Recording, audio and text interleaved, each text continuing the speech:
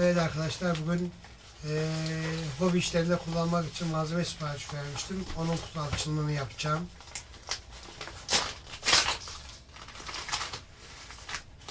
Bakalım neler.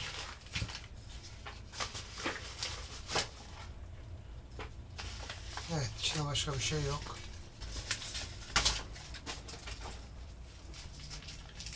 Böyle 22 milim çapında 10 tane taşlama. Mini hobi işlerimizde kullandığımız bir taşlama. Burada bir tane bunları tutturmak için ayrıyeten matkabın ucuna tutturmak için kullanacağımız bir uç ve çeşitli boylarda titanyum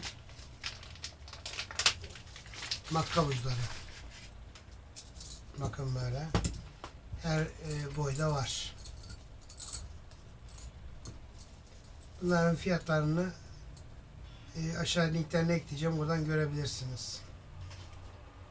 Bir tane de böyle başka bir taşlama. Nereden açılıyormuş? Ah, evet, zorlaştık.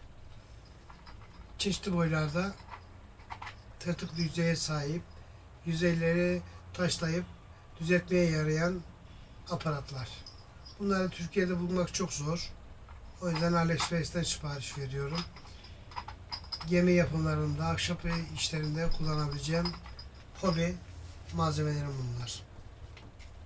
Bu şekilde. Teşekkürler arkadaşlar, beni izlediğiniz için. İyi günler.